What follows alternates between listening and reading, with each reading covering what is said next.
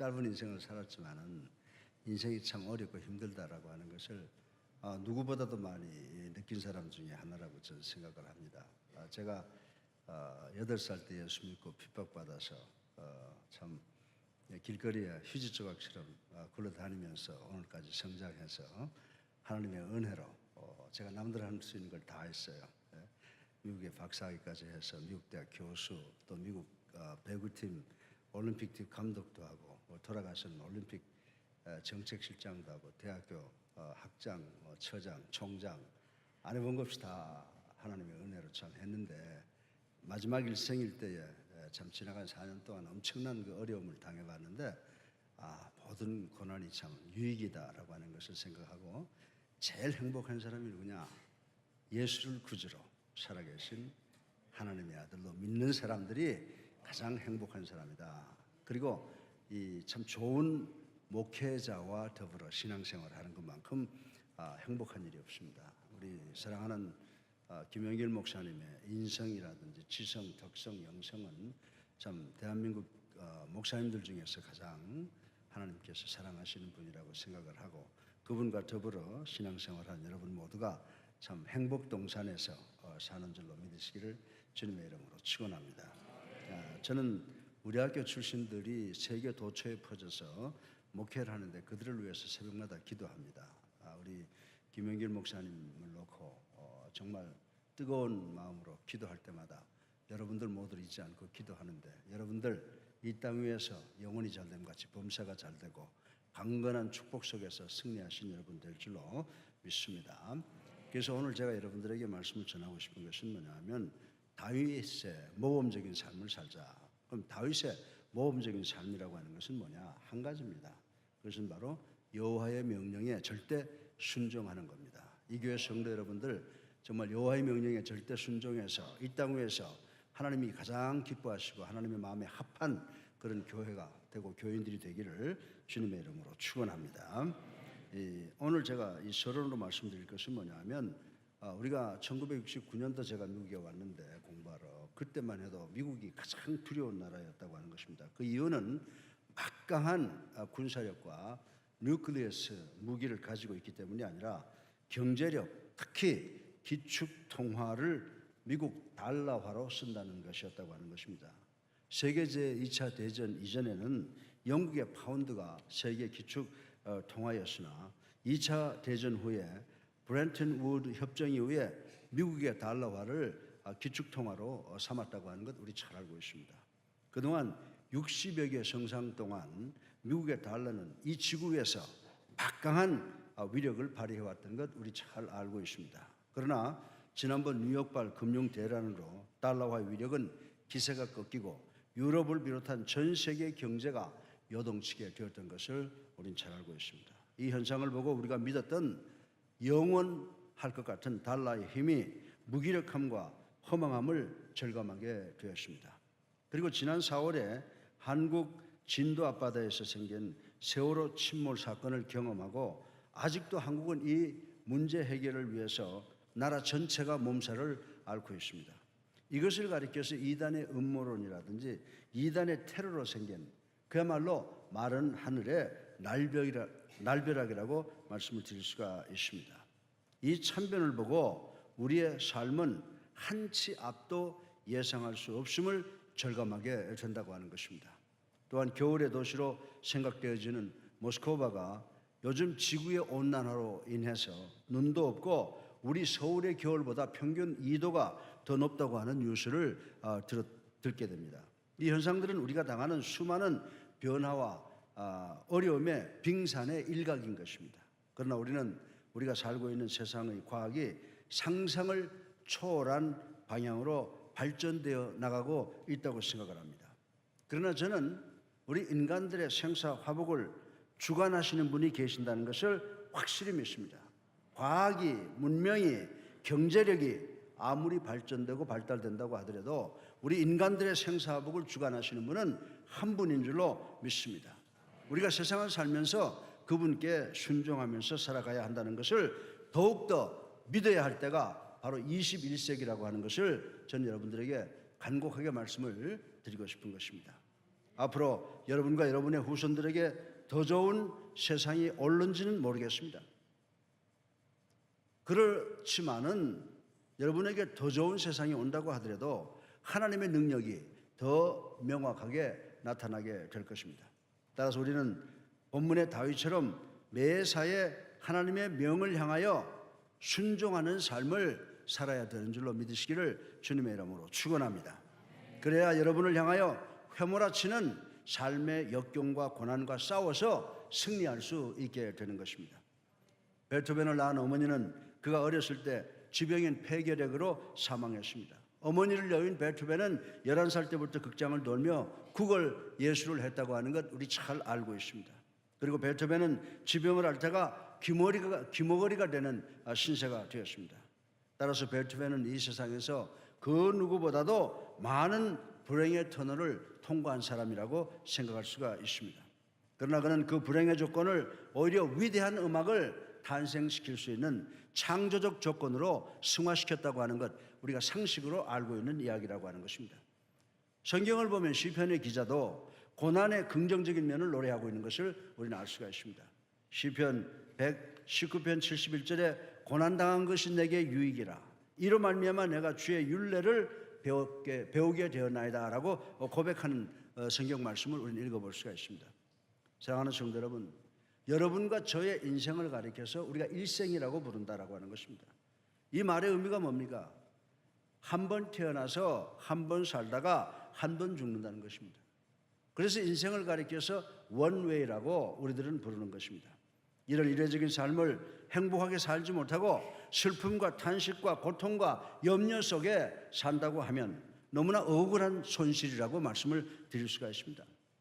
그렇다고 행복이라고 하는 것이 작은 연씨가 나무에 매달려 있다가 인력에 견디다 못해서 떨어지듯 우연히 갑자기 여러분에게 떨어지는 것은 아니라고 하는 것입니다. 행복이 팔자를 좋게 태어나야만 행복한 것도 아니라고 하는 것입니다. 행복은 운명도 아니라고 하는 것입니다. 행복한 삶은 마치 농부가 농사 짓는 것과 같은 이치라고 저는 말씀을 드리고 싶은 것입니다. 행복의 요건이 되는 씨앗을 열심히 땀 흘려 심고 불행의 요소가 되는 수많은 문제를 제거하고 계속해서 땀 흘려 행복의 줄기를 갖고 가야만 행복의 열매를 맺을 수 있다고 말씀을 드릴 수가 있는 것입니다. 그런데 문제는 행복의 씨앗을 심고 갖고 가는 데 있어서 너무나 많은 시련이라는 잡초들이 생겨 행복의 줄기를 망가뜨리고 있다는 점입니다. 어떤 뜻을 품고 그 뜻을 성취하기 위해서 노력하는 데 있어서 여러 가지 문제와 난관 및 시련에 부딪히기 때문에 그 뜻을 제대로 펼치지 못하면서 중도에 주저앉는 경우가 많이 있다고 하는 것입니다. 미국에 공부하러 와서 자녀들의 교육을 위해서 사업을 위해서 행복을 찾기 위해서 왔지만은 도중에 포기하고 절망하는 우리 교포들이 얼마나 많이 있느냐라고 하는 것입니다. 오늘 저는 다윗의 생을 바라보면서 우리의 행복을 가로막는 문제들과 온갖 시련을 극복하는 방법을 찾아보므로 함께 은혜 받기를 주님의 이름으로 축원합니다.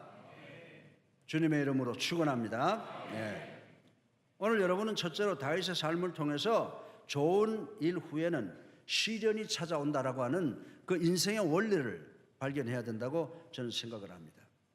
다윗은 여러분이 잘 아시는 바와 마찬가지로 일찍이 왕으로 선임되었으나 왕위에 즉위하지 못한 채 사울 왕의 추격을 피해 이리저리 도망 다녀야 했다라고 했습니다. 다윗은 도망 다니는 동안에 온갖 모욕을 당했고 생명의 위협도 당했습니다. 그러던 중 사울 왕이 죽고 다윗은 정식으로 이스라엘의 2대 왕으로 등극을 합니다. 이 소식이 이웃 나라 전체에 퍼지자 숙적 블레셋이 즉각 침공해왔다고 하는 것입니다. 본문 17절에 보게 되면 이스라엘이 다윗에게 기름 부어 이스라엘 왕으로 삼았다 함을 블레셋 사람들이 듣고 블레셋 사람들이 다윗을 찾으러 다 올라오매 다윗이 듣고 요새를 나가느니라 라고 하는 말씀이 기록되어 있습니다. 다윗은 소년 시절부터 블레셋 사람들과는 인연이 잘 닿지 않았습니다. 다윗은 소년 시절부터 블레셋 사람들에게 만만치 않는 존재였다라고 하는 것입니다. 다윗은 일찍이 블레셋의 영웅 골리앗을 짱돌 하나로 쓰러뜨린 적이 있고 그 후에 블레셋 군대들을 여러 번 물리친 적이 성경에 기록되어 있는 것을 우리는 읽어서 잘 알고 있습니다.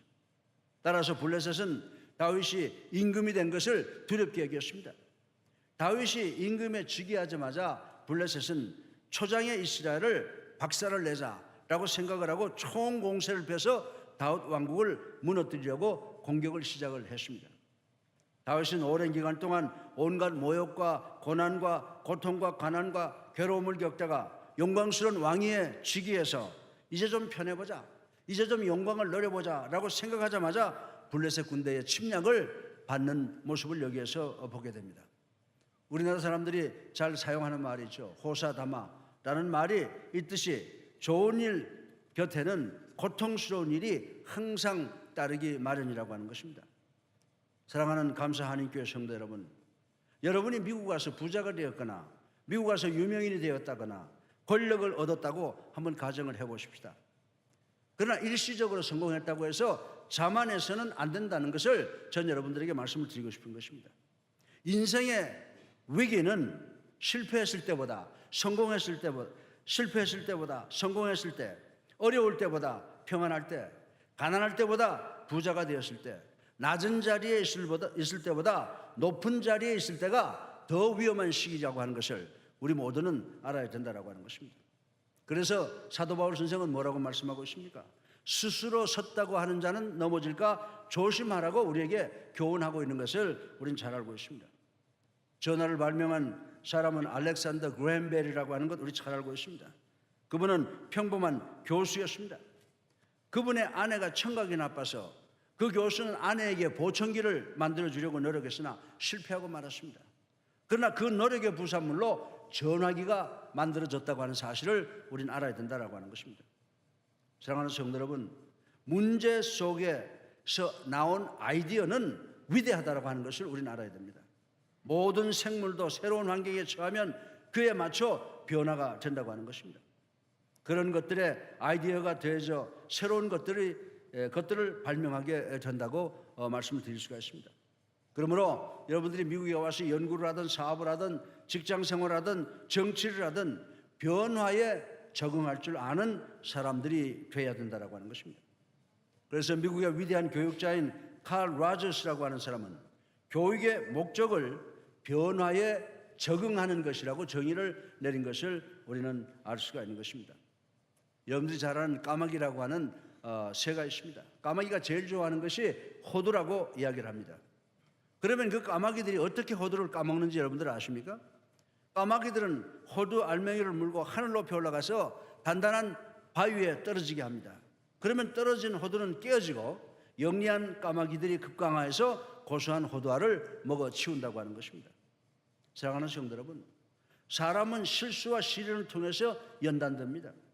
그러므로 문제가 나를 어렵게 만드는 것만은 아니라고 하는 사실을 분명히 깨달아야 된다고 하는 것입니다. 내가 지금은 고통당하고 있지만은 시간이 지나고 나면 그 시련의 순간이 나에게 참으로 유익했다라고 하는 것을 깨닫게 된다라고 하는 것입니다. 전 어린 시절 고생하고 그 다음에 운동선수가 돼서 세계를 다니면서 많은 명예를 얻었습니다. 목사가 돼서 마지막 순간에 엄청난 고통을 당했습니다. 아침에 일어나면 죽는 것이 차라리 낫겠다라고 할 정도로 고통을 당했어요. 4년을 당했어요. 그런데 그 고통이 나에게 너무나 큰 축복이었다고 하는 겁니다. 만약 그 고통이 없었다고 하면 나는 목사로서는 실패한 사람이었을 것이다. 그 고통이 나에게 있었기 때문에 하나님의 참된 사랑도 깨닫게 되고 하나님이 살아계신다고 하는 것도 체험하게 되고 성도를 목숨처럼 사랑하고 섬겨야 되겠다고 하는 뜨거운 열정이 생겨나기 시작을 해요. 우리 성도들을 보면 그렇게 사랑스럽고 내가 저 사람들을 어떻게 섬길까? 그것이 내 삶의 모토가 되어버렸다고 하는 것입니다. 육신적으로 보면 4년의 고통은 나에게 죽을 것 같은 그런 엄청난 고난이었지만은 영적으로 볼 때 나에게 그것은 참으로 유익이었다라고 하는 것을 깨닫고 하나님께 감사를 드리고 그러면서 살아오고 있습니다. 사랑하는 성도 여러분, 여러분이 세상을 살면서 모든 일이 쭉쭉빵빵 잘 되어질 때 성공했다고 생각할 때일수록 넘어지지 않기 위해서 영적으로 깨어 있어야 되는 줄로 믿으시기를 주님의 이름으로 축원합니다. 둘째로 다윗은 문제가 생겼을 때마다 하나님께 물었음을 볼 수가 있습니다. 본문 19절에 보면은 다윗이 여호와께 여쭈어 이르되라고 하는 말이 있고, 또 조금 더 나가면 23절에도 다윗이 여호와께 여쭈니 이르시되라고 하는 두 번의 말이 기록되어 있는 것을 볼 수가 있습니다. 이 말씀의 의미는 뭐냐면 1차 공격이 있을 때도 다윗은 하나님께 물었고, 또 블레셋이 2차로 공격할 때도 다윗은 하나님께 물어봤다라고 하는 것입니다. 쉽게 말해서 다윗은 어려운 일을 당할 때마다, 힘든 일이 생길 때마다 하나님께 물었다라고 하는 것입니다. 여러분들이 잘 아시는 바와 마찬가지로 다윗은 백전노장입니다. 자신은 경험 전술로 블레셋을 이길 수 있다고 자랑할 만한 그런 전술가였다고 하는 것 우리 잘 알고 있습니다. 사울이 살아있을 때도 백성들은 사울은 천천히요 다윗은 만만 이루다라고 하면서 다윗을 찬양했던 것을 우린 잘 알고 있는 것입니다. 이러한 다윗이 왕이 되었으니 백성들이 사기도 충만했다고 하는 것입니다. 다윗이 명령 한마디만 하면 본인들도 용기가 백배하여 블레셋을 물리칠 수가 있었을 것이라고 생각할 수가 있는 것입니다. 그럼에도 불구하고 다윗은 두 번 다 하나님께 물었습니다. 사랑하는 성도 여러분, 하나님께 묻는다라고 하는 의미가 무엇인지 아십니까? 하나님께 묻는다는 것은 바로 하나님께 기도한다라고 하는 의미라고 하는 것입니다. 하나님께 의논한다고 하는 것입니다. 하나님의 뜻 혹은 섭리를 찾는다라고 말씀을 드릴 수가 있습니다. 여러분들이 하나님의 섭리를 뭐라고 영어로 말합니까? God's providence라고 말하죠. 이 providence라고 하는 말은 헬라 단어 두 단어가 합성된 거예요. 프로라고 하는 건 여러분 아시다시피 앞이라는 이야기고, 비덴스라고 하는 말은 비디오, 본다는 이야기입니다. 그렇다고 하면 하나님의 섭리는 본다는 거예요. 뭘 보는 겁니까? 여러분들이 걸어나가는 삶에 한두 발 앞서가면서 여러분이 필요한 것을 공급해 주시는 것, 그것이 바로 하나님의 섭리인 줄로 믿으시기 바랍니다. 하나님께서 여러분보다 한두 발 앞서가면서 여러분의 필요를 보고 채워주신다라고 하는 것이 프로비던스라고 하는 것입니다. 그러므로 여러분이 어렵고 힘들 때 하나님께 의논하며 하나님의 뜻을 찾으면 하나님께서 여러분이 당하는 모든 고통을 결단코 외면하지 아니하시고 여러분에게 최선의 것을 공급해 주시는 것이 바로 하나님의 뜻인 줄로 믿으시기 바랍니다. 이사야서 43장 2절의 말씀에 내가 물 가운데로 지날 때에 내가 너와 함께 할 것이라. 강을 건널 때 물이 너를 침몰치 못하게 할 것이며 내가 불 가운데로 지날 때에 타지도 아니할 것이요 불꽃이 너를 사르지도 못하리니. 하나님의 말씀인 줄로 믿으시기 바랍니다. 이스라엘 민족은 실제로 물 가운데로 불 가운데로 들어가 본 시련을 겪은 역사가 있는 것을 우리는 잘 알고 있습니다. 출애굽할 때 그들은 홍해 가운데로 들어가야 했습니다. 바벨론 포로 중에 있을 때 그들은 뜨거운 불문불에 들어간 경험이 있는 민족이라고 하는 것입니다. 그때마다 하나님께서는 이스라엘 민족을 외면하지 아니하시고 그들의 어려움을 도우시고 건져주셨다고 하는 사실을 우린 잘 알고 있습니다.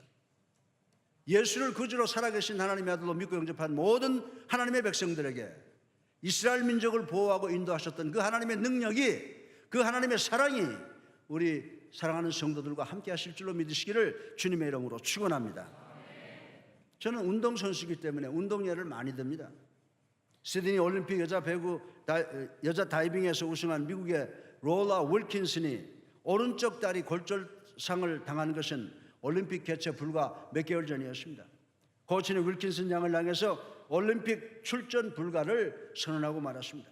그러나 그녀는 하루에 수십 번씩 한 성경 구절을 묵상하면서 힘과 용기를 얻었습니다. 그리고 마침내 올림픽에서 로라 윌킨슨이 금메달을 딸 것이라고 하는 예상을 한 사람이 없어요. 이 불가능한 예상을 뒤집어 엎고 금메달을 획득했다라고 하는 것입니다. 윌킨슨 양에게 꿈과 희망을 주었던 성구가 무엇이었습니까? 빌립보서 4장 13절이었습니다. I can do all things in Christ who strengthens me.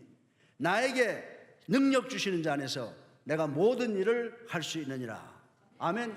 이 말씀이 로라 윌킨슨에게만 주신 것이 아니라 이 자리에 계신 여러분 모두에게도 주시는 하나님의 말씀인 줄로 믿으시기 바랍니다. 희망적인 성구 하나가 절망의 나락으로 추락하기 직전의 운동선수를 최고의 자리로 올려놓았다고 하는 것입니다. 사랑하는 성도 여러분, No cross, no crown. 십자가가 없으면 영광이 없는 줄로 믿으시기 바랍니다. 여러분들이 이 땅에 와서 수많은 고통과 어려움을 당하지만은 그 고난과 그 고통은 십자가가 될 것이고 가시관이 될 것이고 그 결과는 하나님께서 생명의 면류관을 씌워주시는 줄로 믿으시기를 주님의 이름으로 축원합니다. 고난은 아름다운 삶을 만드는 최상의 자료입니다. 우리 믿는 사람도 믿지 아니하는 사람 못지않게 시련과 고통을 당할 때가 너무나 많이 있습니다. 어려운 일을 당할 때일수록 우리가 세 가지를 조심해야 된다고 하는 것입니다. 첫 번째로 무엇보다도 먼저 낙심하지 마시기를 주님의 이름으로 축원합니다. 잠언 24장 10절의 말씀에 내가 만일 환난 날에 낙담하면 내 힘이 미약함을 보이니라 라고 말씀했습니다. 형편이 잘 풀리지 않는다고 낙심하면 할수록 형편은 더더욱 어려워진다라고 하는 것입니다. 어려울 때일수록 체념하지 마시기를 주님의 이름으로 축원합니다. 역대하 28장 22절에 보면은 이 아사 왕이 권고할 때 더욱 여호와께 범죄하여 라고 말씀했습니다. 사람이 어려울 때 체념하게 되면 형편이 점점 나빠지게 되는데 그것은 바로 우리가 스스로 저지르는 죄 때문이라고 성경은 우리들에게 가르쳐주고 있습니다. 두 번째, 어려울 때일수록 감정에 사로잡히지 마시기를 주님의 이름으로 축원합니다. 그럴수록 형편은 더 어려워집니다. 마태복음 26장의 말씀입니다. 예수님께서 체포되어질 때였습니다. 제자들은 큰 낭패에 부딪혔습니다. 성미가 급했던 베드로가 칼을 뽑아서 예수님을 잡으러 온 말고의 귀를 잘랐습니다. 그때 예수님께서 뭐라고 말씀했습니까? 내 검을 도로 집에 꽂으라. 검을 가지는 자는 다 검으로 망할 것이니라 라고 말씀했습니다. 사랑하는 성도 여러분, 어렵고 힘든 일에 부딪힐수록 이모셔널하게 감정으로 대립하지 말라는 이 말씀을 꼭 기억하시는 여러분 되시기를 주님의 이름으로 축원합니다. 그러면 어려운 일을 당할 때 우리 믿는 사람들은 어떻게 해야 됩니까? 무엇보다도 먼저 그 어려운 일이 왜 생겼는가 침착하게 기도하면서 자기 자신을 반성해보는 노력이 절대적으로 필요하다라고 하는 것입니다. 세 번째로 어려울 때일수록 자신을 반성하는 시간을 가져야 됩니다. 시편 119편 67절에 보게 되면 고난당하기 전에는 내가 그릇 행하였더니 이제는 주의 말씀을 지키니이다. 반성, 자기 자신을 살펴봐야 돼요. 욥은 뭐라고 말했습니까? 고난당하기 전에는 내가 하나님이 계심을 귀로 들었는데 고난당하고 난 후에는 내가 하나님을 눈으로 봅니다라고 고백한 것이 바로 여기에 해당되는 말씀이라고 생각할 수가 있습니다. 고통을 당하기 전에는 자기 형편이 어떠한가를 우리가 파악을 하지 못했습니다. 그러나 시련을 당할 때, 고통을 당할 때 나는 누구인가? 어떻게 살아야 하는가? 무엇이 잘못되었는가? 이것을 생각하면서 주님의 말씀을 찾아야 되는 줄로 믿으시기 바랍니다. 요나는 절박한 죽음의 자리에 들어갔을 때 내 영혼아 내 속에 피곤할 때에 여호와를 생각하였나이다 라고 고백했습니다. 약한 데서 온전케 하시는 하나님을 꼭 믿으시는 우리 모두가 되시기를 주님의 이름으로 축원합니다. 고린도후서 12장 9절에 내 능력이 약한 데서 온전해짐이라 라고 고백했습니다. 하나님이 바울에게 하신 말씀입니다. 바울은 곧 이렇게 간증합니다. 내가 약할 그때에 곧 강함이니라. 아멘. 그렇습니다. 인간적으로 약한 그때는 하나님의 능력이 새롭게 우리에게 머물 수 있는 기회가 되는 줄로 믿으시기 바랍니다. 하나님의 능력이 여러분에게 언제 내려지시는지 아십니까? 여러분이 잘났다고 기고만장할 때 하나님은 여러분과 함께 계시지 않아요. 여러분이 손을 들고 하나님 난 이제 아무것도 할 수 없습니다 라고 겸손해질 때 하나님의 능력이 여러분과 함께 하시는 줄로 믿으시기를 주님의 이름으로 축원합니다. 그래서 우리 인간의 기회는 하나님의 기회가 되는 줄로 믿으시기를 주님의 이름으로 축원합니다. 어려울 때일수록 하나님께 기도하고 의논하면 전전능하신 하나님, 무량강대하신 하나님께서 우리와 함께 하셔서 우리의 모든 고난을 해결해 주시는 줄로 믿으시기를 주님의 이름으로 축원합니다. 마지막으로 다윗은 하나님께 절대 순종했음을 여기에서 볼 수가 있습니다. 바로 이것이 다윗이 당한 위기를 극복할 수 있는 결정적인 내용인 것입니다. 다윗이 블레셋의 첫 번째 공격을 받았을 때 다윗은 얼마든지 혼자 힘으로 나가 전쟁을 할 수가 있었습니다. 그러나 다윗은 하나님 어떻게 할까요? 라고 하나님께 여쭈었습니다. 그랬더니 하나님의 응답이 뭡니까? 올라가 마주 싸우라는 것이었습니다. 다윗이 하나님의 지시대로 순종하였더니 엄청난 대승을 이루게 되었다고 하는 것입니다.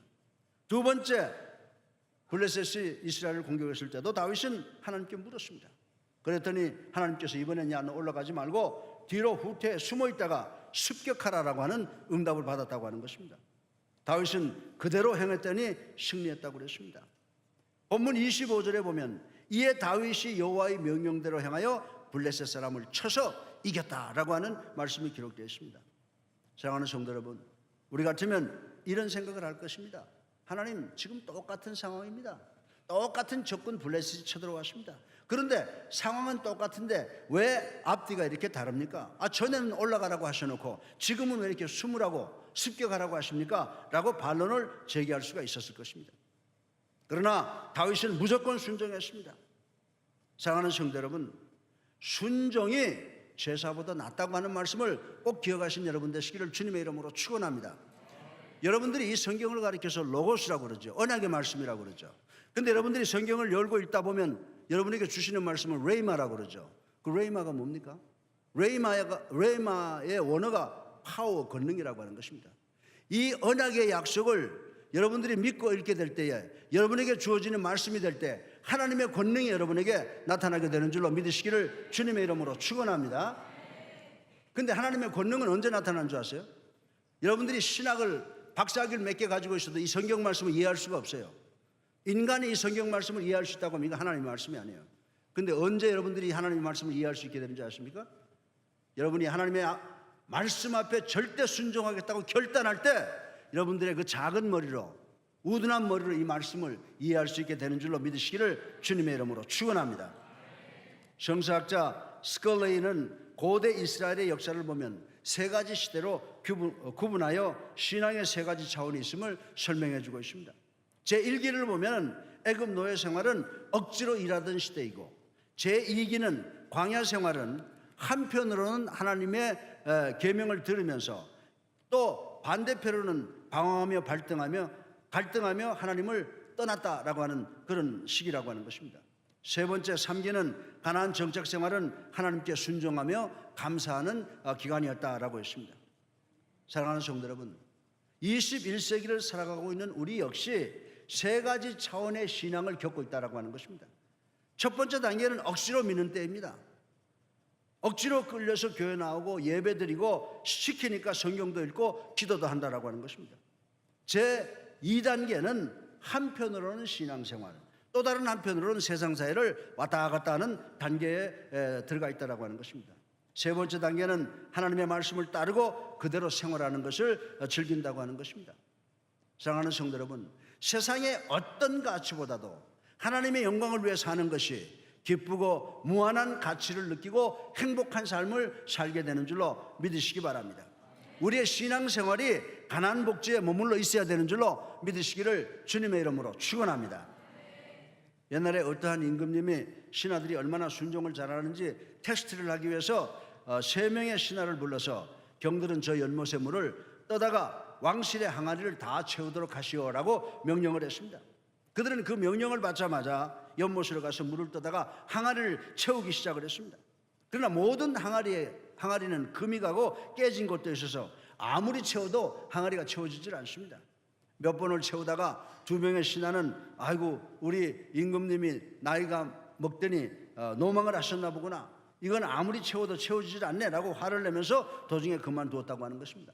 그러나 나머지 한 사람은 그래도 임금님의 명인데 라고 생각하며 끝까지 연못의 물을 떠다가 항아리에 부었습니다. 계속 물을 붓다 보니 어느새 연못에 바닥이 드러났습니다. 그러면서 동시에 연못 바닥에서 번쩍번쩍 빛나는 물체가 보였다고 하는 것입니다. 얼른 내려가서 보니까 금덩어리였습니다. 그래서 이것은 임금의 금이니까 임금에게 돌려드려야겠다고 생각을 하고 그것을 임금님에게 가지고 와서 사실을 이야기하자 임금님은 기뻐하면서 이렇게 말을 했다고 하는 것입니다. 이 금덩어리는 가장 충성스러운 사람에게 주게 되어 있는데 이 금덩어리는 가장 충성스러운 경의 것이로다 라고 이야기를 했다고 하는 것입니다. 사랑하는 성도 여러분, 순종함에 있어서 고난과 역경이 있을지라도 모든 것을 이겨내며 충성한다면 하나님께서 이 황금덩어리보다 더 귀한 축복을 우리 모두에게 내려주시는 줄로 믿으시기를 주님의 이름으로 축원합니다. 그래서 성경에는 우리 하나님께서는 제사보다도 순종을 더 기뻐하신다고 말씀하신 것입니다. 사랑하는 우리 감사 한인교회 성도 여러분, 우리의 구원자이시며 생명 되시는 주님의 말씀 앞에 온전히 순종하시는 여러분 되시기를 주님의 이름으로 축원합니다. 그러면 오늘날 여러분과 제가 당하는 모든 고난에 희망이 있고 소망이 있고 여러분 앞에는 하나님께서 펼쳐주시는 시온의 대로가 열리게 되는 줄로 믿으시기를 주님의 이름으로 축원합니다.